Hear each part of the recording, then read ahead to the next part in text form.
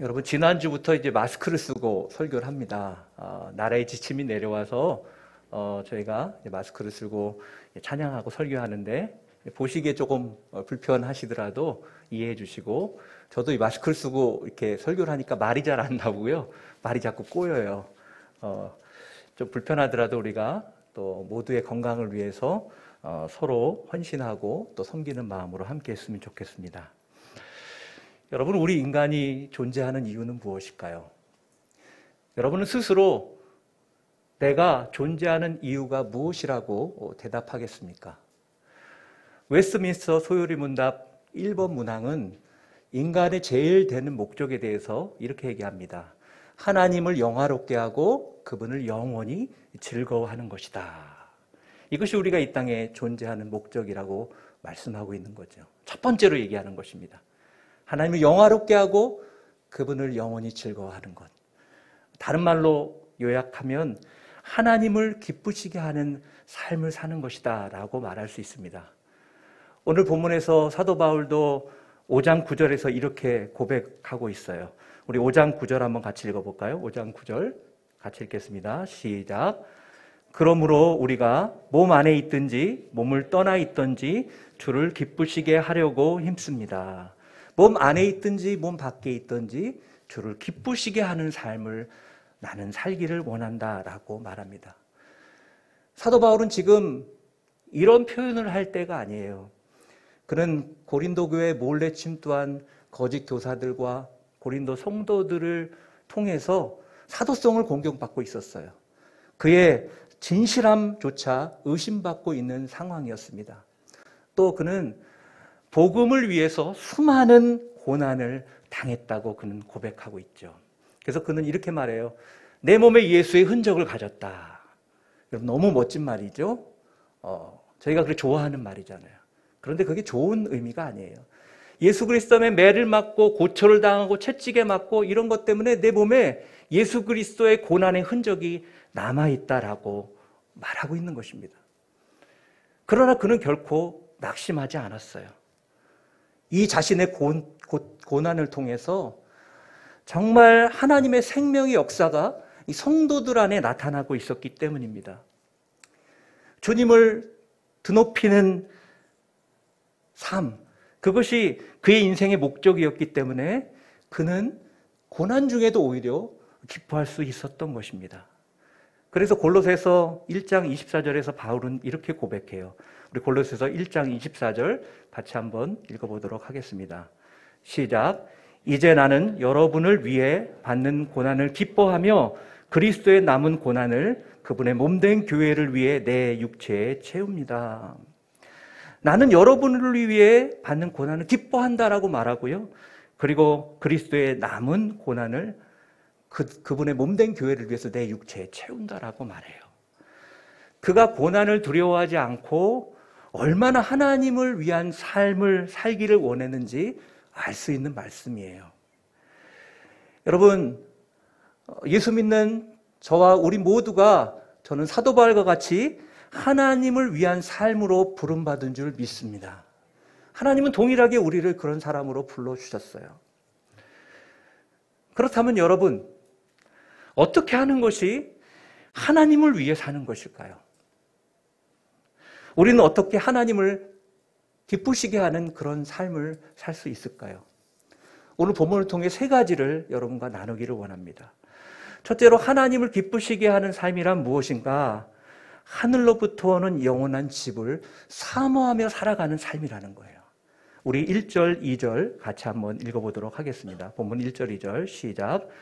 우리는 땅 위에 있는 우리의 장막집이 무너지면 하나님께서 지으신 집, 곧 손으로 지은 것이 아닌 하늘에 있는 영원한 집이 우리에게 있는 것을 알고 있습니다.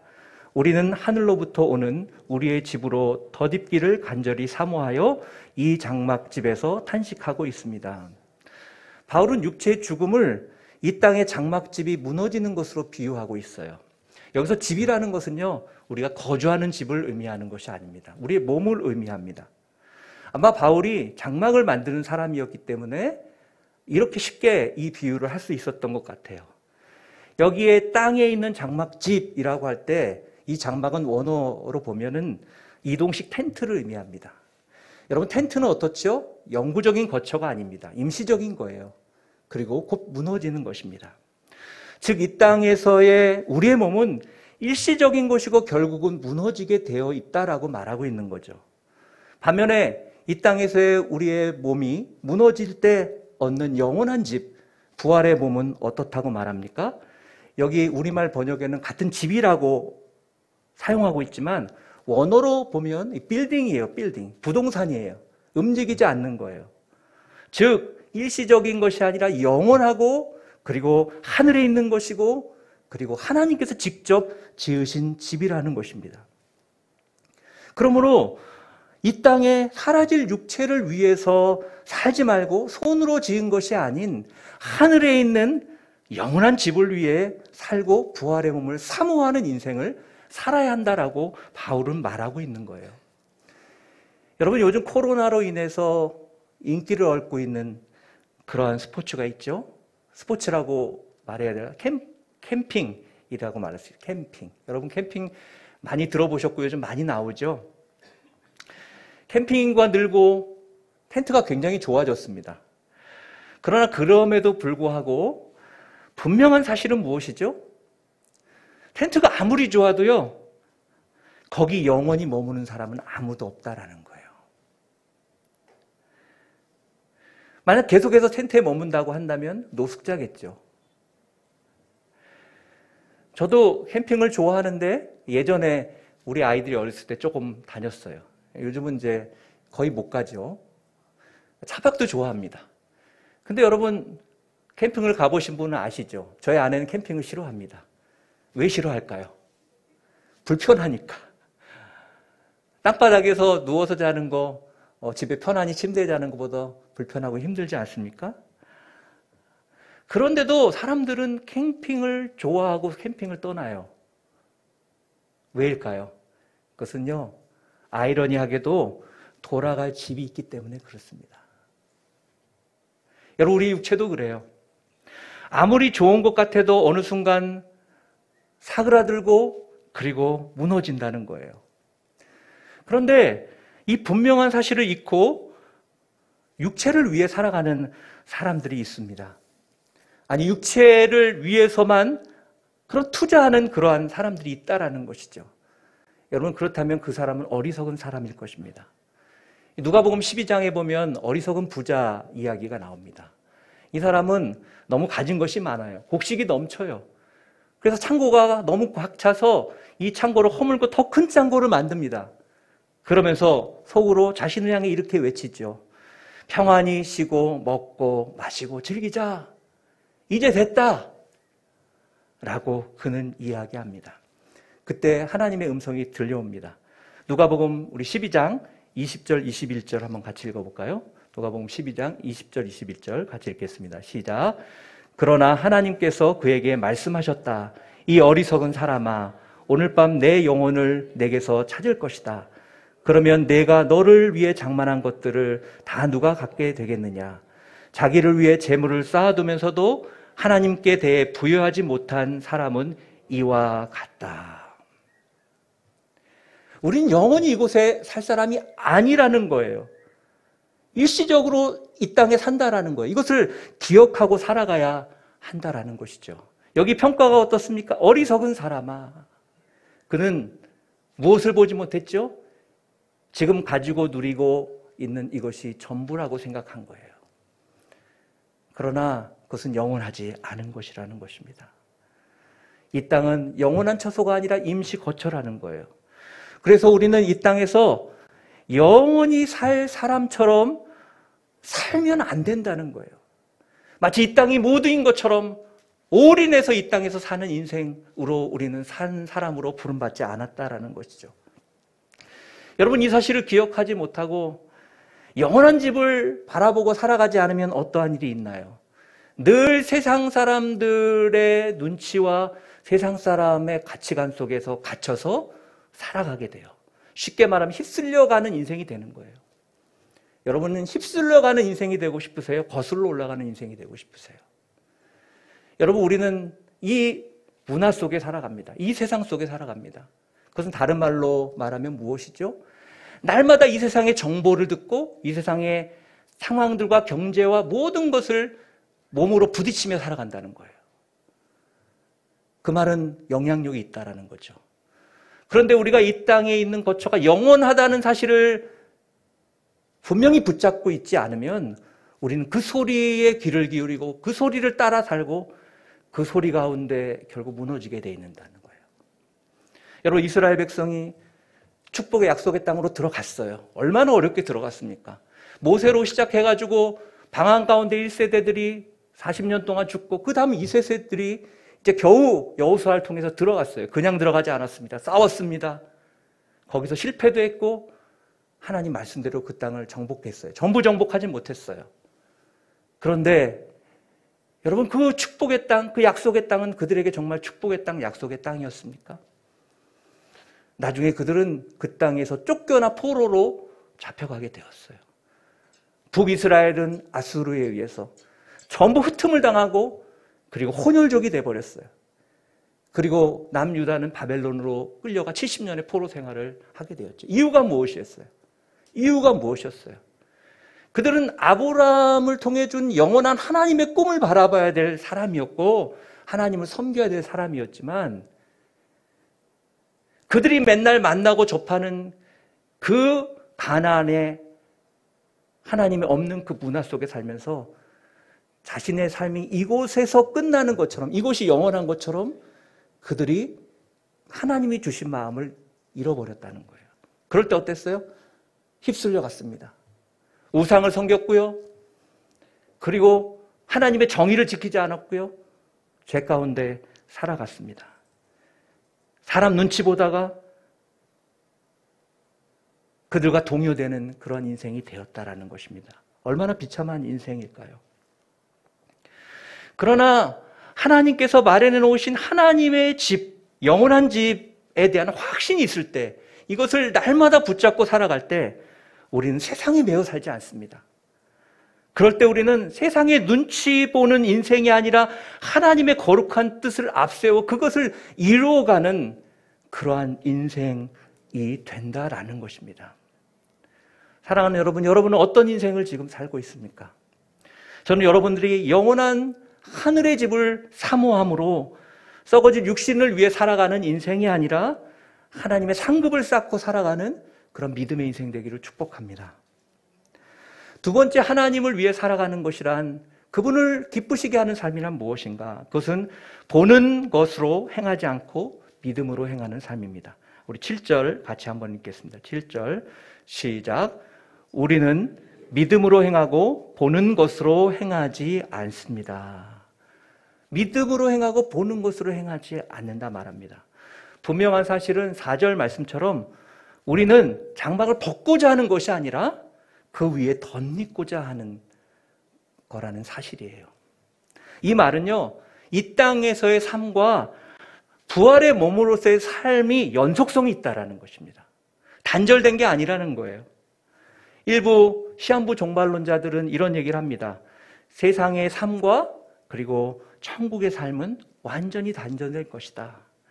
그래서 이 땅에서 살아가는 우리의 삶의 모습은 이게 중요한 게 아니라는 거예요. 의미가 없다는 거예요. 그래서 가정도 또 직장도 사회적 책임도 벗어버리고 오직 내세만을, 죽음 이후의 세상만을 기다리면 된다라고 그들은 이야기합니다.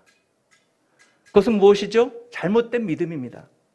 반대로 어떤 사람들은 내세에 대한 소망이 없이 마치 이 땅이 전부인 것처럼 이 땅 안에서 하나님의 나라를 건설하려는 그러한 마음을 가지고 있는 사람도 있습니다.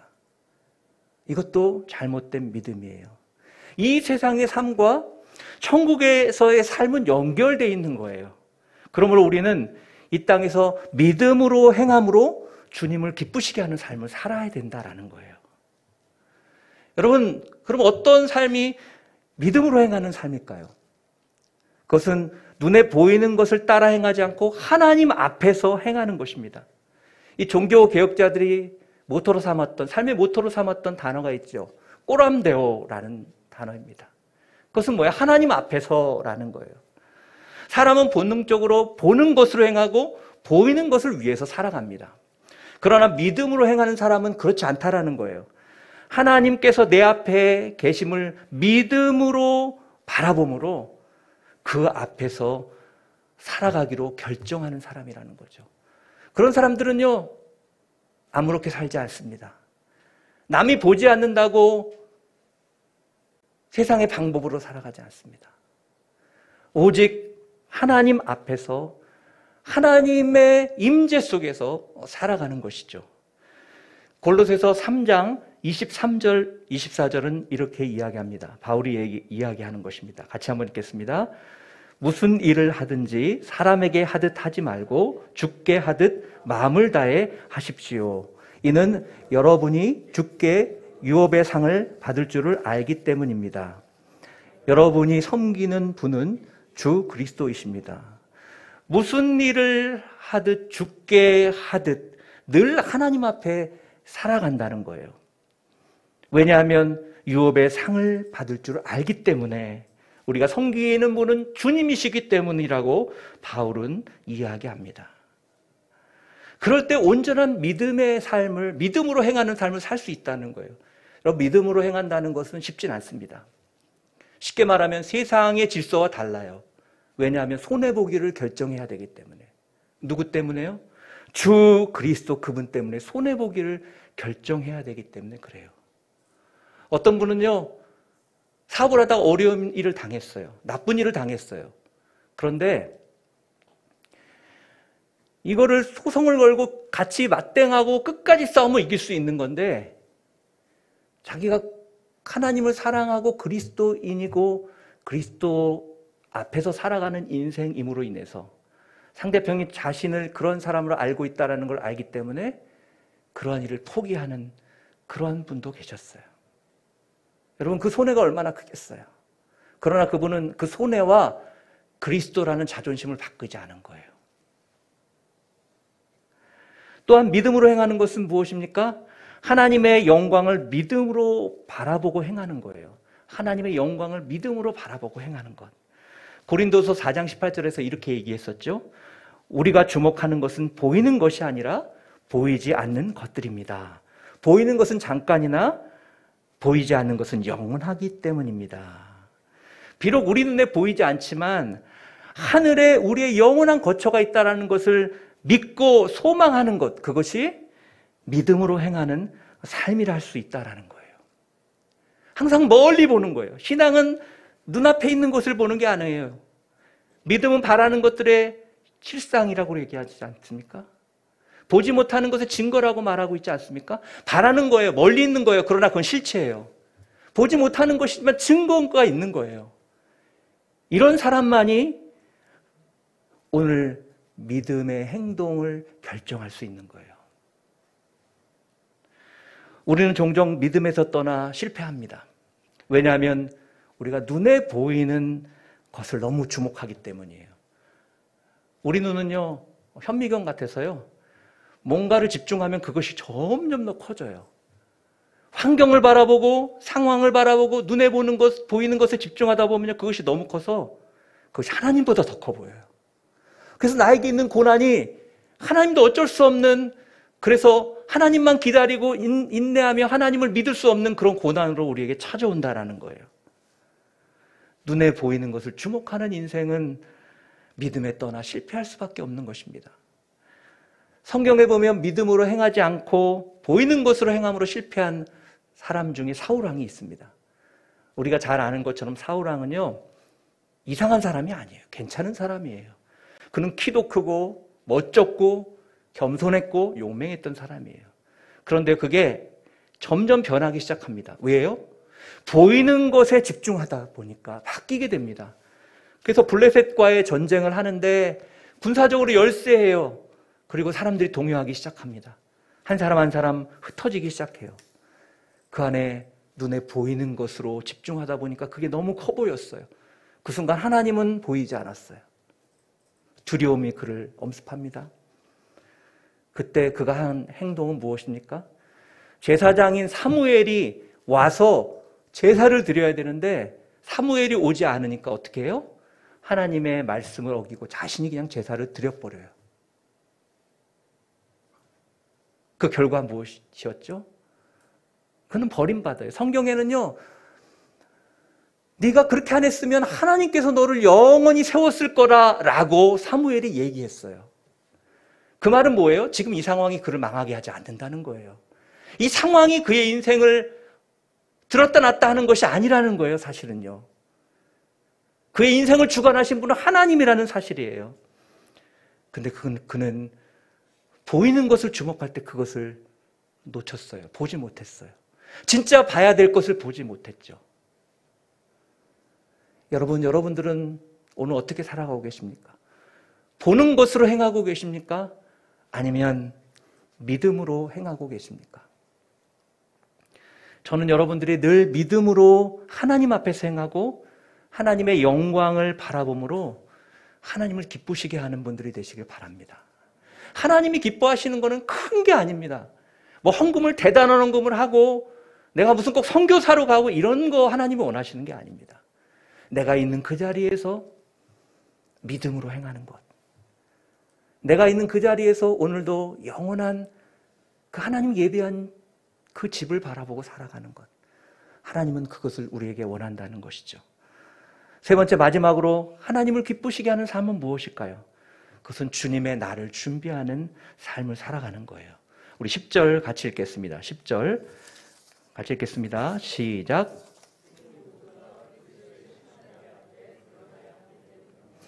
그 결과 각기 선악간에 한 것 보응을 받게 될 것입니다. 이 땅에 살면서 우리가 선악간에 행한 그대로 하나님 앞에 계산하게 될 때가 있다라는 것이죠. 마치 법정과 같아요. 법정은 어떻죠? 단호하고 엄중합니다. 우리 모두도 예외 없이 하나님의 심판대 앞에 서게 될 거예요. 근데 이 심판대가요, 우리가 구원받느냐 구원받지 못하는데 이 심판대가 아닙니다. 오해하지 마십시오. 우리는 거기서 벌써 뛰어넘은 사람들이에요. 우린 구원받은 사람이에요. 예수 그리스도를 믿는 순간 우리는 하나님의 자녀가 되었어요. 이것 갖고 하나님 따지자는 게 아닙니다. 이 심판대는 무슨 심판대입니까? 이 심판대는 우리가 이 땅 가운데 살아간 것을 하나님이 판단하심으로 더 나은 상급을 허락하시는 그러한 심판대라는 것이죠. 충성에 대해 그리고 헌신에 대해 하나님께서 인정해 주시는 그런 시간이라는 것입니다. 여러분 상상해 보세요. 여러분 이 심판대 의미를 생각해 보세요. 이 심판대는 1.1에게 오차도 없어요. 이때 여러분 우리가 하나님 앞에 내놓을 수 있는 것이 무엇이겠어요? 이 땅에서 살아가면서 우리가 추구했던 그런 성공일까요? 좋은 차일까요? 아니면 넓은 집과 명성과 내 학위일까요? 하나님은 그것을 하나도 중요하게 보지 않으세요. 여러분 달란트의 비유에 보면요, 2배로 남겼다고 하나님 더 기뻐하지 않으셨어요. 중요한 건 하나님이 원하시는 것이 무엇이냐라는 거죠. 그런 것은 하나님 앞에 의미가 없어요. 이 하나님의 심판대를 기억하고 살아가는 인생은 오늘 지금 이 세상에서 내가 살아가는 것, 내가 행하는 것이 어떤 것이 의미가 있고 어떤 것이 의미가 없는 것인지를 더 분명하게 볼 수 있게 된다는 것이죠. 그래서 내 욕심을 위해서, 내 정욕을 위해서, 나를 만족하기 위해서 낭비했던 그런 시간들, 또 재능들, 또 하나님을 거스리고 죄를 짓게 사용했던 어떤 물질들, 나의 욕망을 따라 행동했던 그러한 모습과 말들, 결국 이것은 심판대 앞에 부끄러움으로 나타나게 될 것입니다. 그러나 주님을 기쁘시게 하기 위해서 했던 헌신들, 작은 연약한 사람을 위해 찾아가서 주님의 이름으로 사랑했던 것, 주님은 그 소자에게 한 것이 나에게 한 거다라고 말씀하시죠. 그리고 용서할 수 없는 사람이었지만 내가 주님의 용서를 받은 사람이기 때문에 눈물로 그 사람을 용서했던 그 용서, 그리고 따뜻한 말 한마디.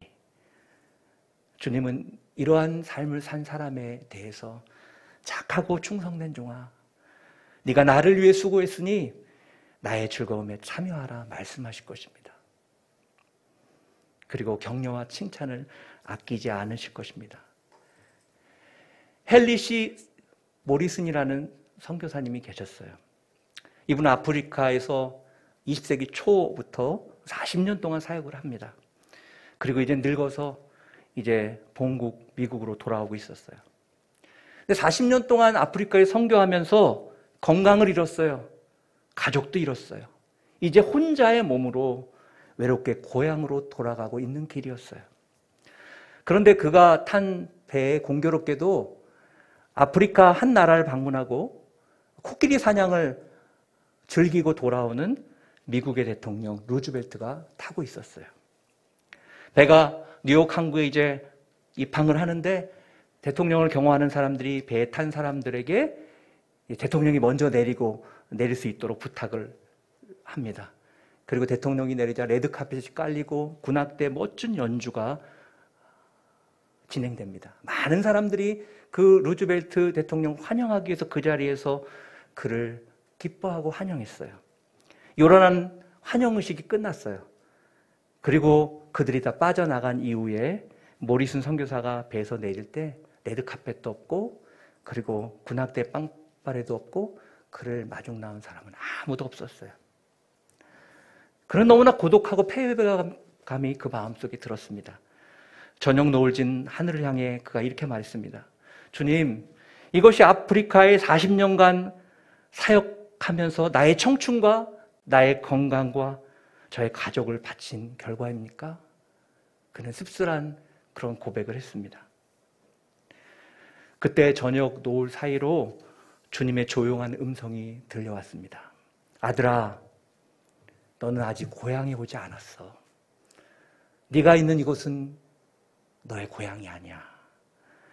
내가 고향에 돌아오는 날에는 내가 레드카펫이 아니라 황금으로 만든 길을 갈 것이고 군악대가 아니라 천사들의 나팔소리로 너를 환영할 것이고 무엇보다 내가 너를 직접 마중 나오마 라고 말했다고 합니다. 그렇습니다. 우리도 아직 고향에 도착하지 않았어요. 우리가 이 사실을 기억해야 합니다. 여러분, 우리가 이 땅에서의 삶이 끝이 있다라는 것, 그리고 마지막이 있다라는 것을 기억하고 사는 사람은 지혜로운 사람입니다. 그런 사람만이 영원한 하나님이 예비하신 그 영원한 집을 바라보고 살아갈 수 있기 때문에 그렇습니다. 여러분, 오늘 코로나 상황 속에서 힘드시죠? 사도 바울의 삶은요, 이것과 비교할 수 없을 정도로 힘들었어요. 그러나 그는 낙심하지 않았습니다. 그의 마음은 더 하나님을 향한 마음으로 불타고 있어요. 그분을 기쁘시게 하는 마음으로 오히려 불타고 있어요. 그가 말한, 우리가 읽었던 고백들을 보십시오. 얼마나 그의 마음이 뜨거운지. 왜냐하면 그는 이 땅에 있는 자기의 연약한 육체를 바라보고 살아간 것이 아니라 영원한 부활의 몸, 그리고 아름답게 예비하신 하나님의 천국을 바라보고 살았기 때문입니다. 저는 여러분들이 이 세상의 삶이 전부가 아니고 영원하지 않다라는 것을 기억하므로 잠시 있다 사라질 육신을 위해 살아가는 인생이 아니라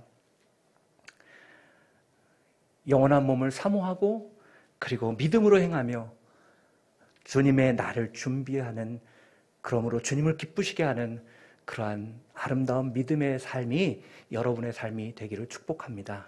다시 한번 축복합니다. 영원한 하나님의 집을 바라보고 사시기를 축복합니다. 기도하겠습니다.